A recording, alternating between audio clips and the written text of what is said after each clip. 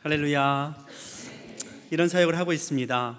맨 처음에 나왔던 가정은 무슬림이 캄보디아에 3% 정도 있는데 60만 명 정도 있는데 파송교회가 20년 정도 기도해서 처음으로 예수님을 믿게 된, 그렇게 무슬림 한 명이 예수께로 돌아오기가 어려운데 예수를 믿고 또 그 가정에 하나님께서 결혼도 시키고 아이도 주신 그런 가정이어서 감사의 인사를 드렸고요.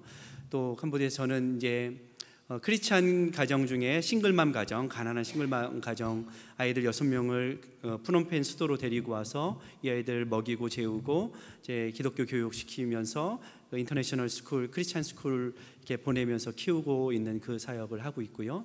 그리고 또 지역교회 전도사님들, 제가 이제 신학교에서 가르치니까 전도사님들 중에 사역을 하는데도 너무너무 어렵고 힘든 가정들이 있어서 방문도 하고 또 지원도 하고 이런 사역도 하고 있고요. 또 그리고 이제 MK들, 선교사님들 자녀들 교육을, 선교사님들의 가장 큰 고민은 그겁니다. 저는 아이들을 다 미국에서 키웠지만 선교사님들의 그런 가정의 모습들을 보면서 제가 빚진 마음이 있어서 이 아이들 예배드리고 상담하고 같이 교제하고 하는 그런 사역을 캄보디아에서 지금 하고 있습니다. 미국에 오니까 참 좋습니다. 가장 좋은 거는 날씨가, 캄보디아 날씨는 hot and hotter 이렇게 두 계절만 있는데 여기에 가을에 오니까 이 코끝이 싹 이렇게 시원한 이 바람의 느낌이 너무나도 이렇게 상쾌하고 좋은 마음입니다.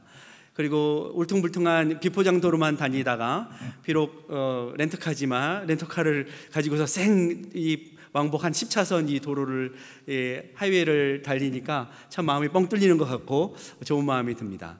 뿐만이 아니라 오늘 우리 교회에서 이 찬양단이 위대하신 주님을 찬양하는데 캄보디아는 음악 교육이 초등학교 중학교에 음악 교육과 미술 교육이 없어서 노래는 열심히 하는데 굉장히 못하는 사람들이 많습니다. 이런 노래를 듣다가 이 귀한 찬양을 연합으로 이렇게 하는데 정말 여기가 너무 좋다. 와, 여기 천국과 같다. 이런 느낌을 받을 만큼 너무나도 감동이고 너무나도 좋습니다. 그러면서 제가 미국에 와서 여러 가지가 좋은 것들이, 너무나도 좋은 것들이 많이 있는데, 제가 이제 파송교회 선교사들, 파송 선교사들을 다시 초청해서 재교육을 하고 또 위로회를 하고 하는 그 선교 대회 때문에 사실 이제 오게 됐습니다. 와서 이제 선교 보고를 하는데, 그러면서 느꼈던 것은, 제가 이제 버지니아에 있는 동안에, 버지니아 선교대회에 참석하는 동안에 제가 청년 사역을 가르쳤던 우리 청년들, 그들이 정말 힘들고 어려운 청년의 때에, 그 가난했을 때, 낮아진 마음이었을 때, 고통스럽고 어려운 순간에 청년부에 나와서 함께 신앙생활하면서 만났던 예수님에 대해서 저를 찾아와서, 목사님 그때 이렇게 이랬었죠 하면서 아이들 벌써 결혼해서 아이들 2명씩 이렇게 데리고 와서 그때 만났던 예수님을 함께 나누는 이 시간이 참 저에게는 큰 위로이자 행복의 시간입니다. 그래서 제가 느끼기를, 미국이 너무나도 좋은 게 많은데 정말 그 가난한 영혼들 가운데 임한 하나님의 나라, 그리고 하나님을 만났다는 그 예수 그리스도를 고백하는 그 심령들의 고백을 들었을 때 제가 왜 살아야 하는가, 왜 있어야 하는가, 무엇을 위해서 달려가야 하는가를 다시 확인하고 위로해 주는 그런 시간이어서 이 방문이 저에게 또한 너무나도 귀한 시간이다, 이런 생각을 해보았습니다. 저는 이곳에 오면서 사실 계속해서 이제 요나서 말씀을 계속 묵상하고 있었는데, 요나서 말씀을 쭉 묵상하다 보니까 예수님께서, 요나서를 묵상하는 중간에 예수님께서 바리새인들과 사두개인들에게 내가 요나의 표적밖에, 너희들이 표적을 구하지만 내가 너희에게 요나의 표적밖에 줄 것이 없다, 이렇게 말씀하셨던 그 말씀이 생각나서 말씀을 이렇게 열어서 마태복음에 있는 말씀을 뒤져보니까 16장의 말씀이, 이 말씀이 있더라고요. 그래서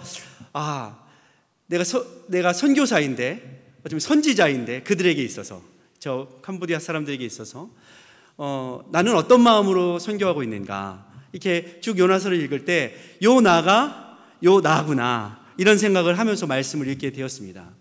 주님은 말씀하시는데 여전히 고집스럽고 여전히 내 주장을 하고 내 멋대로 선교하려고 하고 내 생각대로 하려고 하는 이 요나와 같은 모습. 그런데 하나님은 그 요나와 같은 요나를 사용하셔서 저들에게 찾아가서 요나가 어떻게 했어요? 처음부터 말 잘 들었지 않았잖아요. 반대 방향으로 가고 도망가다가 겨우 매맞듯이 와가지고 말씀을 전하려고 그랬더니 잘 전한 게 아니라 개떡같이 전했죠. 그랬는데 저들이 찰떡같이 알아듣고 회개하고 예수를, 하나님을 믿고 회개하는 놀라운 일이 있었던 것이죠. 선교지에 가보니까 참 말 안 듣습니다. 참 뻔뻔하기도 합니다. 이렇게 많이 도와줬는데 또 도와달라고 하고 더 도와달라고 그러고 고마운 줄도 모르는 것 같고, 이럴 때 참 어떻게 해야 되나 이런 마음이 들 때가 있습니다. 그런 모습을 보면서 그런데 그 모습이 나의 모습이구나 하는 생각을 요나서 말씀을 통해서 생각해 봅니다.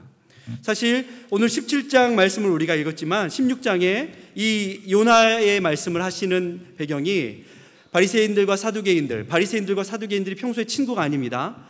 그날에 헤롯과 빌라도가 그날의 친구였더라 한 것처럼 자기들의 욕심과 자기들의 자리, 자기들의 주장을 지키기 위해서 저들은 그날에 사두개인과 바리새인들이 친구 되어서 예수님 표적을 보여주십시오, 우리가 믿게. 그런데 이 말은 안 믿겠다는 거죠. 우리 생각이 옳으니 아무리 뭘 보여줘도 안 믿겠습니다. 그러나 예수님은 뭐라고 말씀하십니까? 너희들이 그러한 욕심과 너희들의 생각에 사로잡혀서 너희들이 안 믿는다고 표적을 보이라 하지만, 하나님은 요나와 같은 선지자를 통하여서 저렇게 불순종하고 욕심 많고 박넝쿨이 더 소중해서 죽어가는 수십만 명의 영혼들은 죽든지 말든지 상관없다, 방관하고 모른 척하고 있는 그 요나를 통해서도, 개떡같이 전하는 선지자를 통하여서도 하나님의 구원은 이루어진다라는 것을 보여주지 않았느냐. 그런데 너희는 내가 와서, 예수님 메시아가 와서 보이고 있는데도 불구하고 너희들은 믿으려는 마음보다는 안 믿겠다고 하는 것 아니냐. 내가 너희들에게 더 보여줄 것이 무엇이냐, 이렇게 말씀하고 계신 것이죠. 우리 인생들은 사실 지키려고 합니다.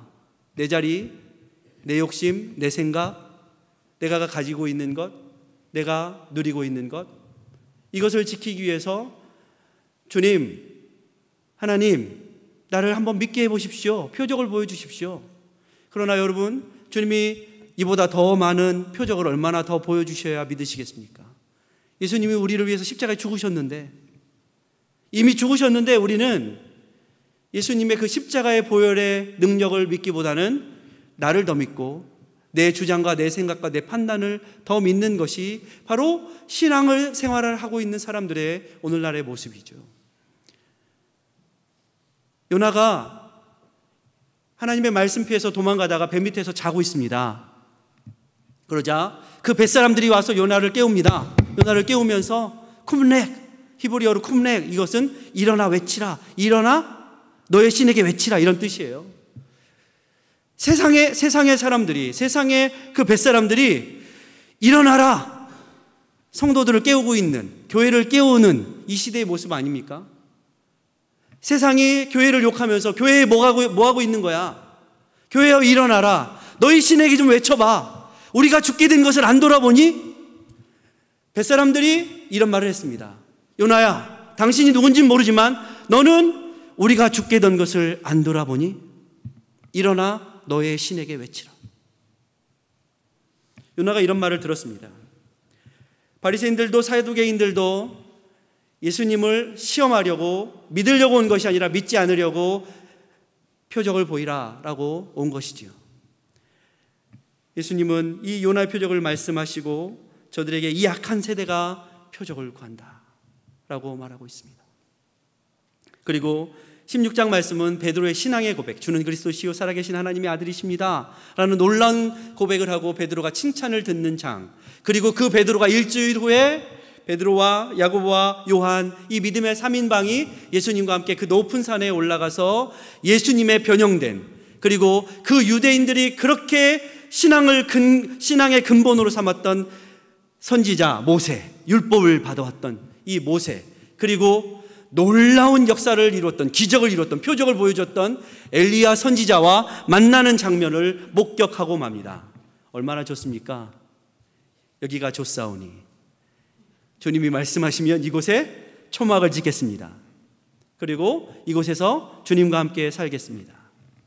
우리도 사실 귀한 것들을 볼 때, 높은 것들, 영광스러운 것들을 볼 때, 뭔가 좋은 곳을 볼 때 가고 싶지 않습니다. 미국에 오니까 내가 언제 캄보디아에 있었지? 하는 생각이 듭니다.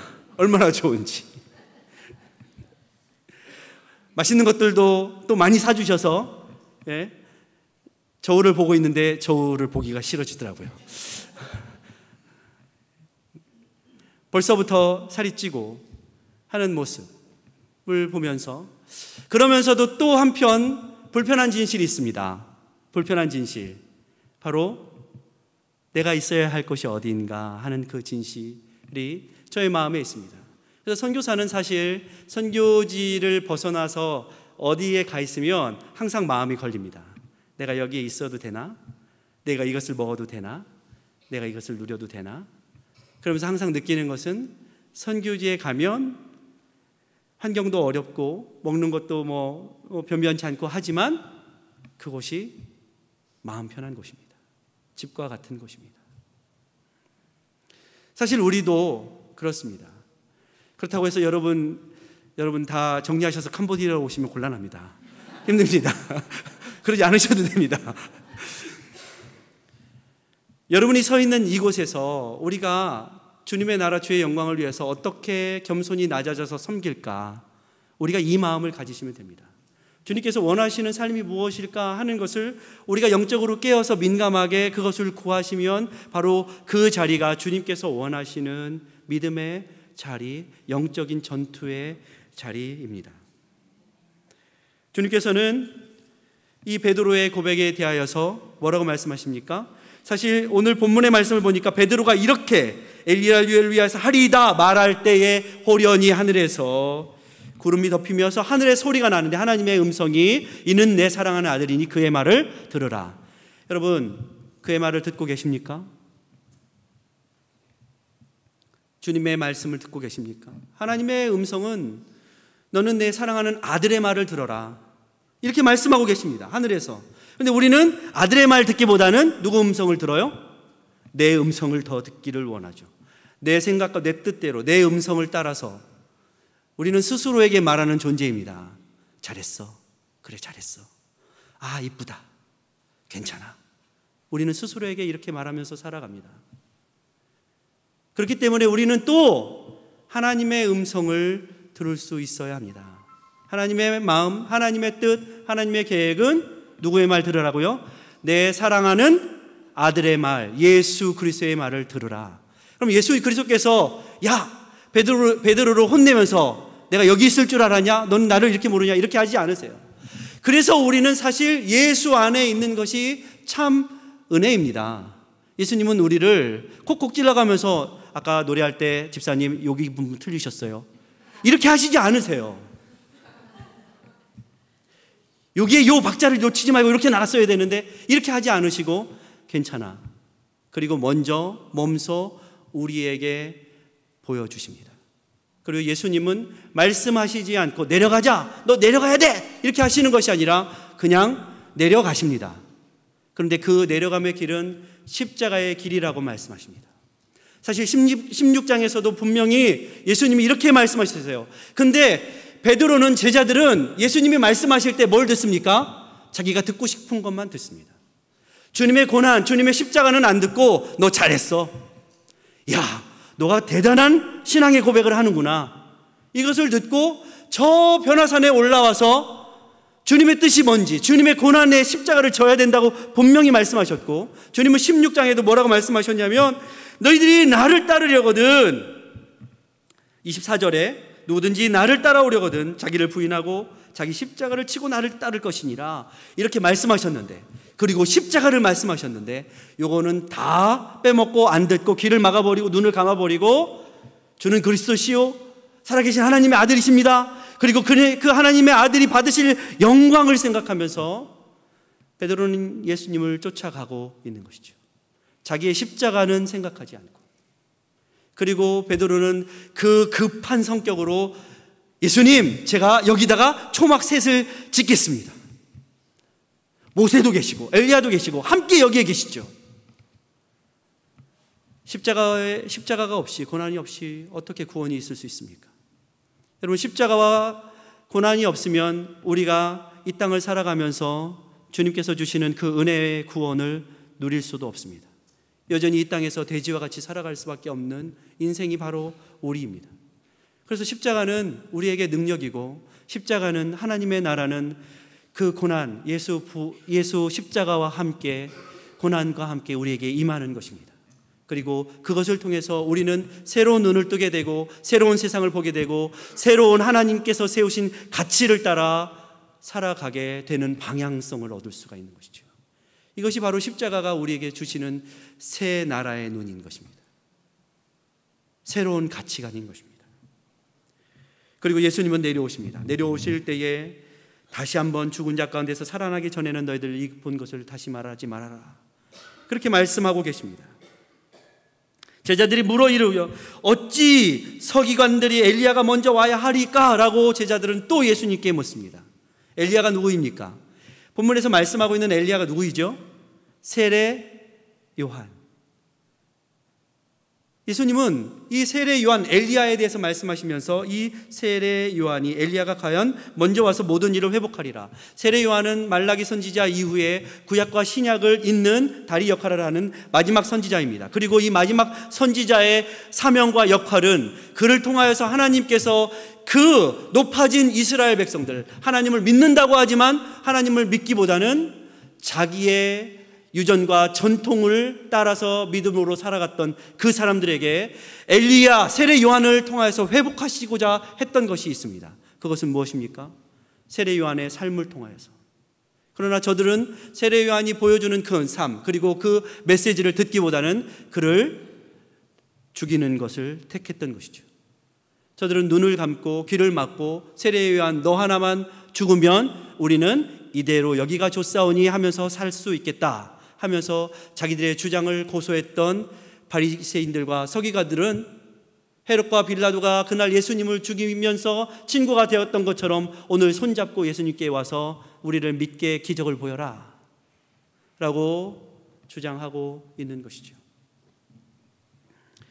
세례 요한의 길은 바로 이 땅의 것들, 이 땅에 잘 먹고 잘 사는 것이 아니라 이 땅에서 약대 옷을 입고 메뚜기와 석청을 먹으면서 살아가면서도 나의 삶의 길, 내가 살아가야 되는 목적과 이유는 바로 광야에서 그 하나님의 음성, 외치는 자의 소리로서 살아가야 된다.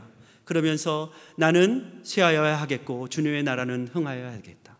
자기를 부인하는 삶, 그렇게 살아갔던 것이 바로 세례 요한의 삶이었습니다. 세례 요한의 삶을 통하여서 이 땅을 살아가는 성도들, 이 땅을 살아가는 교회, 일어나 너의 신에게 외치라. 세상 사람들이 그렇게 교회를 깨우고 있는데 주님께서는 이 땅을 살아가는 우리에게 말씀하고 있는 것입니다.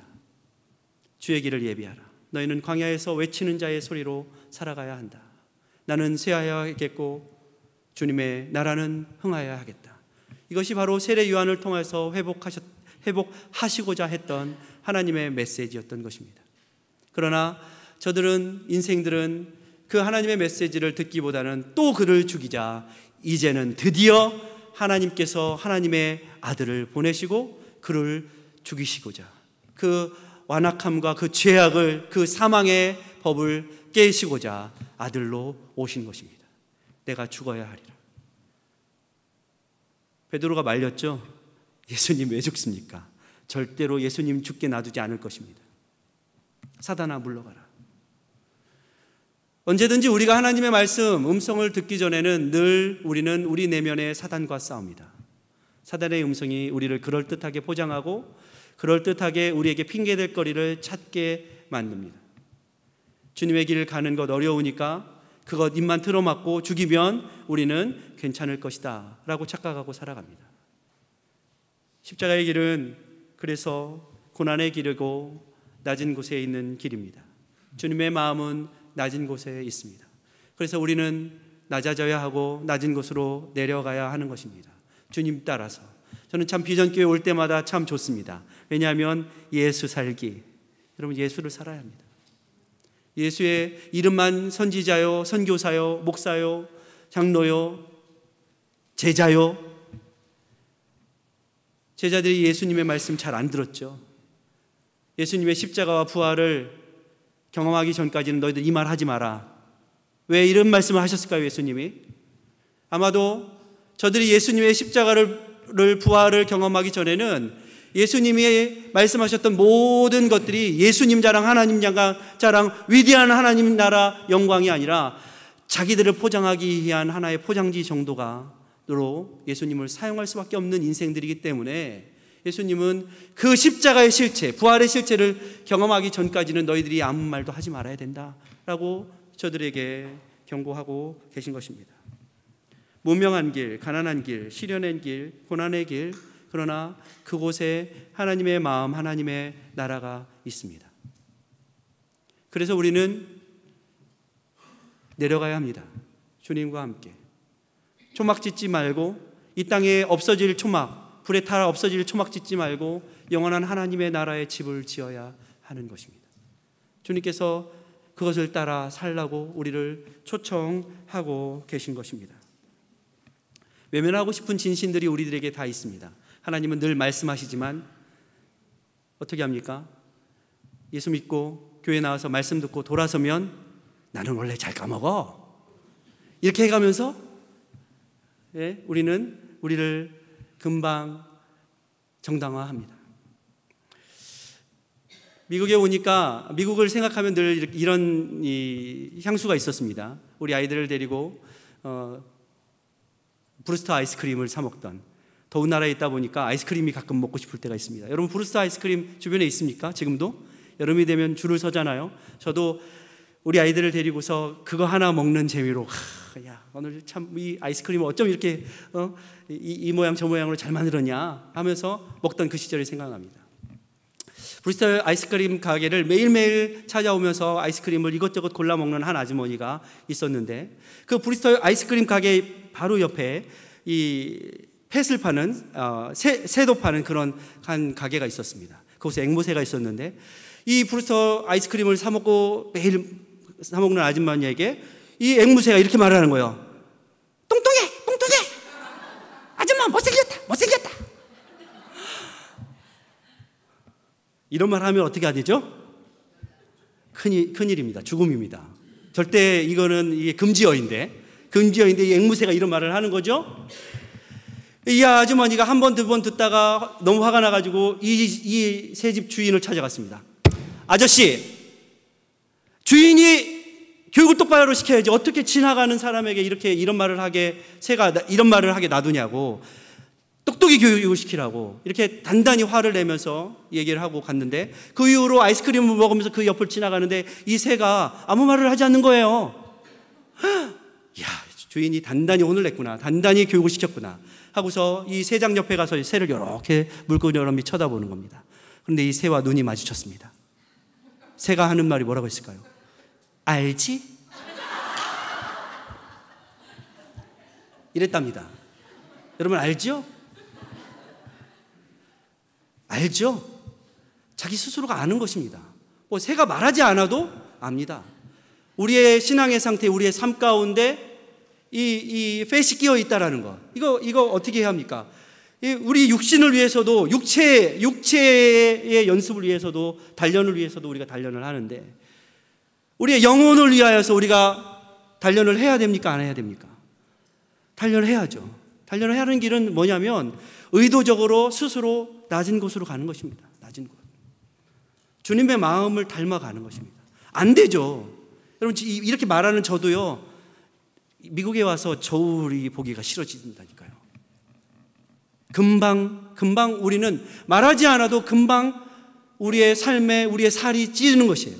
우리의 영혼에 살이 찌는 거예요. 말하지 않아도. 불편한 진실이죠. 마주하고 싶지 않은 것이죠. 그러나 알죠?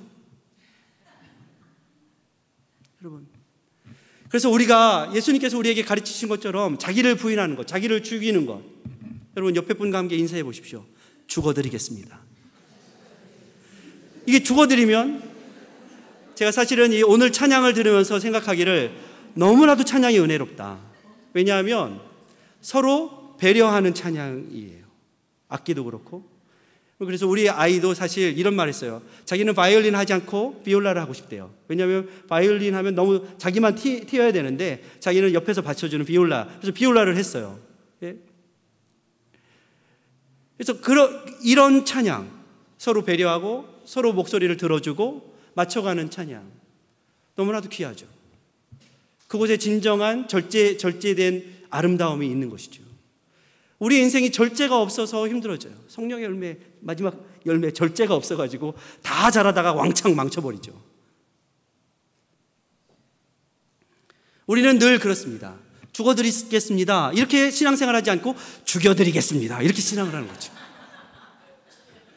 집에서도 항상 우리는 그렇게 살다가 하나님의 뜻이 무엇인지 멀리, 그것과 멀리 살아가는 것이죠. 왜 우리가 내려가야 합니까? 우리가 지금 누리고 있는 것은 거짓된 영광, 잠시의 영광이기 때문에 그렇습니다. 예수 그리스도께서 우리에게 가르쳐 주신 것은 영원한 영광입니다. 영원한 하나님의 나라는 바로 예수 그리스도의 고난 십자가를 통하여서 이루어진 영광입니다. 그러므로 예수를 우리가 따라가고 믿는다고 하면 우리는 높아지려고 하는 영광이 아니라 바로 겸손히 섬김인 낮아지는 영광, 영원한 영광을 위하여서 살아가야 하는 것입니다. 우리의 삶의 진정한 보안은 예수 그리스도인 것을 믿으시기 바랍니다. 여러분의 삶의 고백이 바로 나의 삶의 근간은 율법이 아니라, 율법은 우리의 죄를 깨닫게 할 뿐입니다. 모세가 아니라, 엘리야가 일으켰던 기적이 아니라 예수 그리스도의 십자가인 것을 여러분 고백하시기 바랍니다. 거기에 생명이 있습니다. 거기에 능력이 있습니다. 왜 우리가 낮아져야 합니까?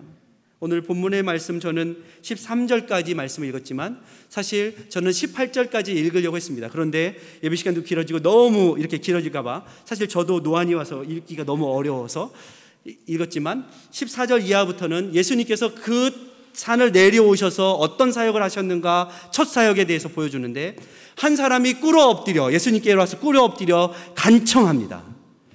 우리 아이가 귀신 들려 간질에 걸려 불에도 넘어지고 물에도 넘어지고 죽게 되었습니다. 우리 아이를 살려주십시오. 여러분, 내려오지 않으면 이 땅을 살아가는 형제 자매들의 아픔과 고통의 그 현장에 참여할 수 없는 것이에요. 그러므로 삶의 현장, 믿음의 현장, 우리가 믿음으로 하나님의 나라, 낮은 곳에서 살아가는 그 곳으로 내려가지 않으면 우리의 신앙은 허구입니다. 내려가야지 우리 형제 자매들의 고통과 아픔과 어려움을 경험하고 체험할 수 있는 것입니다. 예수님은 그 변화산에서 예수님의 영광을 구한 것이 아니라 이 땅을 살아가는 사람들이 겪고 있는 그 고통과 어려움을 만지시고 치료해 주시고, 바로 예수님이 내가 너와 함께 하겠다, 내가 너희들을 온전케 하려고 왔다라는 것을 우리에게 몸소 보여주시려고 내려오십니다. 여러분, 그럼 예수님 따라 여러분 어떻게 하실래요? 예수님 먼저 가세요, 저는 여기 조금 더 있다 갈래요? 예수님 따라 내려가야죠. 우리도 예수님 따라 내려가야죠.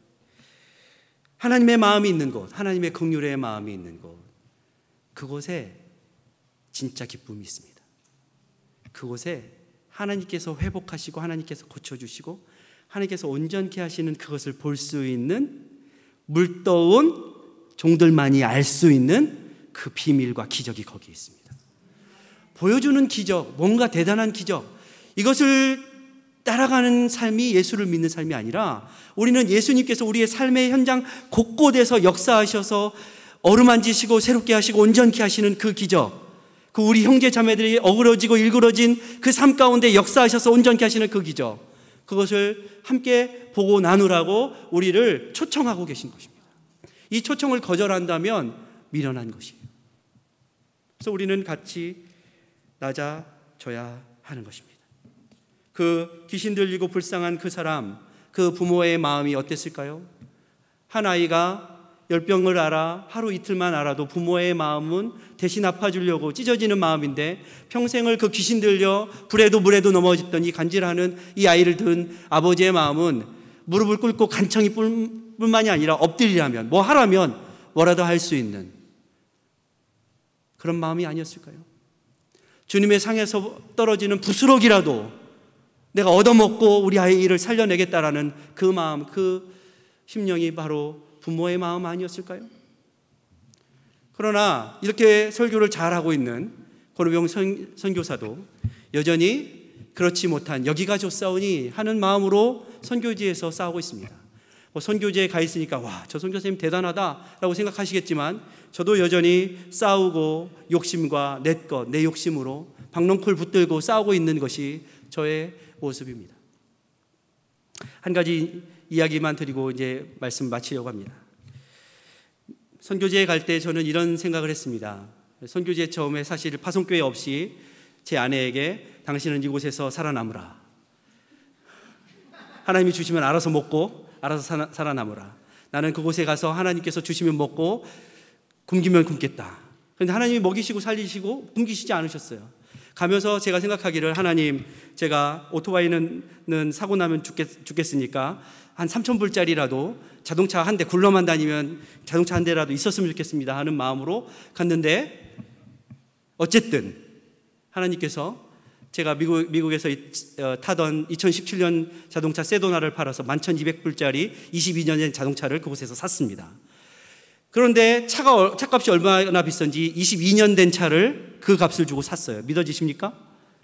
그런데 이 차가 잘 굴러갔으면 좋겠는데 울퉁불퉁한 곳에서 비포장도로에서 너무 오랫동안 썼던 차라서 맨날 길거리에서 퍼지고 서고 난리가 났습니다.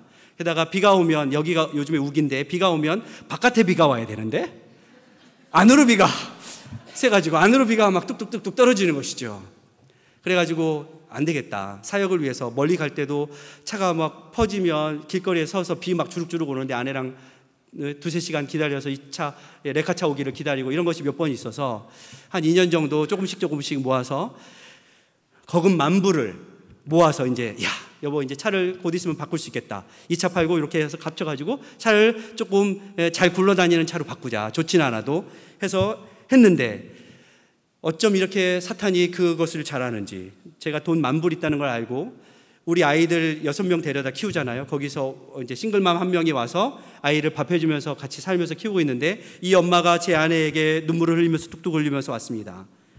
이유는즉슨 자기 엄마가 목사님인데, 시골교회 목사님인데 어담이제 7시간 8시간 걸리는 곳 목사님인데 우리 엄마가 살고 있는 집을 자기 남동생이 은행에다 잡혀먹고 16,000불을 얻었었는데 2,000불 갚고 14,000불이 남았는데 못 갚고 2년을 지났더니 이자가 15,000불 붙어서 29,000불을 갚아야 된다고 그랬는데 어찌된 일인지 은행에서 이달 15일까지, 제가 캄보디아에서 떠나오기 전입니다. 이달 15일까지 10,000불만 갚으면 나머지 19,000불을 탕감해 주겠다고. 아마 그 집은 아마 복음이다 생각했을 것이다. 이런 복된 소식을. 근데 이 문제를 가지고 우리 집에 찾아와서 10,000불을 빌려달라는 것입니다. 아이고 주여, 이를 어찌 하겠습니까? 제가 10,000불이 있는 것을 어떻게 알고 말도 하지 않았는데 이것을 가지고서 고민을 했습니다. 제 아내랑 이것을 꿔줘야 되냐 말아야 되냐. 그런데 사실 꿔준다는 말은 말이 꿔주는 것이고 안 받겠다는 말입니다. 못 받을 것이라는 말이죠. 그래서 선교사님한테, 다른 선교사님들한테 이런 경우가 있었습니까? 선교사님 절대 꿔주면 안 돼. 못 받아. 못 받아. 20년 선교하신, 20-30년 선교하신 분들이 못 받으니까 선교사님 마음에 줄 테면 그냥 주고 받겠다 생각하면 그거 시험에 드니까 못 받으니까 주지 말아라. 한 3일, 그게 뭔지 3일 밤잠을 설쳐가면서 이걸 줄까 말까 막 마음에, 안 주자니 마음에 걸리고 주자니 이거는 또 이래서 그날이 아침이 다가왔습니다.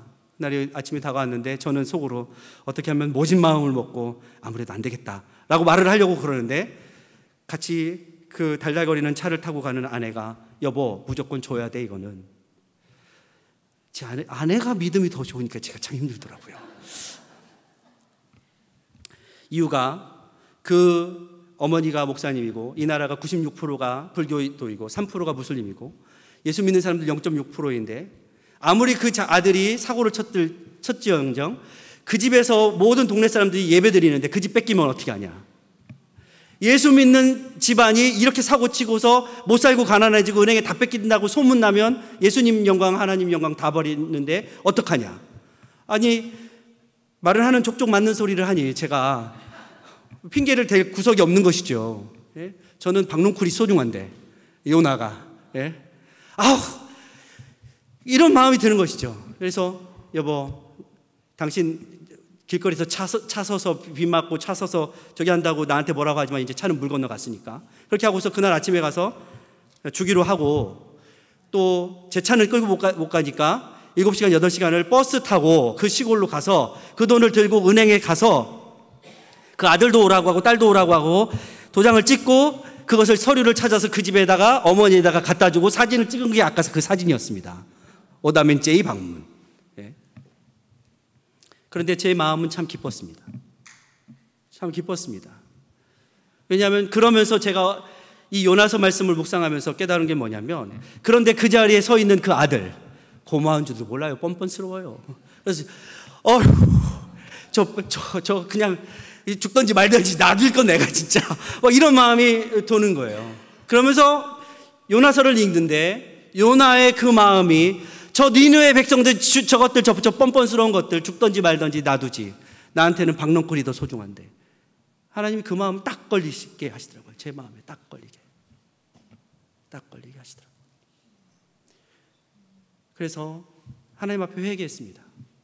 어차피 그 돈도 제가 모았지만 내 돈도 아닌데 제 돈입니까? 다 선교비 여러분이 주셔가지고 그거 모은 건데 하나님께서 원하시는 곳에 쓰는 게 맞지. 교회가 바로 서게 하는 게 맞지. 뭐 사고야 그 사람이 쳤지만 그렇게 따지면 사고 제가 치고 하나님 예수님이 갚으셨잖아요. 아닙니까? 인생의 사고 내가 다쳤는데 예수님이 대신 죽으셨잖아요. 이게 복음 아닙니까?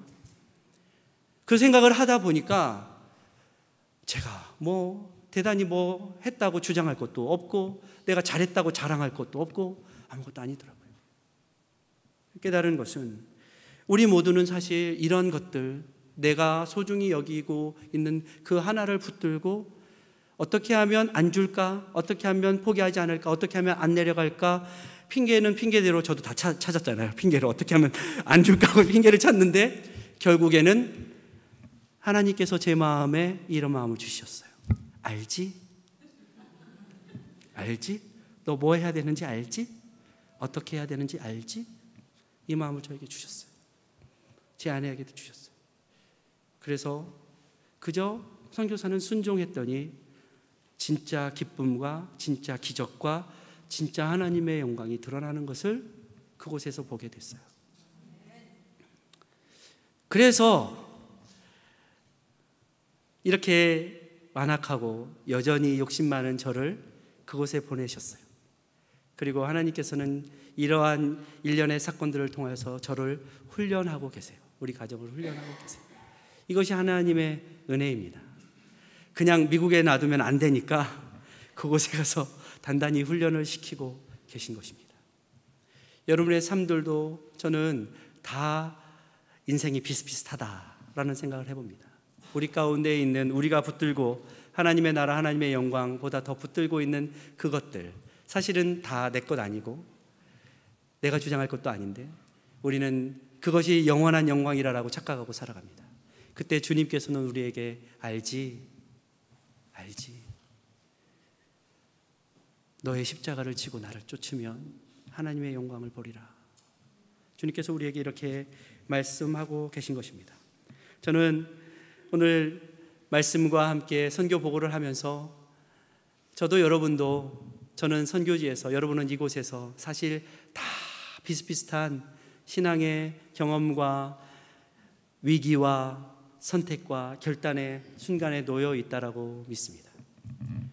그 어디가 아니라 바로 여러분이 선 바로 이곳에서 여러분 주님께서 물어보실 때, 예, 주님, 제가 주님의 뜻을 알기에 주님의 뜻을 따르겠습니다. 그곳이 낮아진 곳이지만 십자가의 길이지만 주님 따라가겠습니다. 이렇게 고백하시는 저와 여러분이 되시기를 주의 이름으로 축복합니다.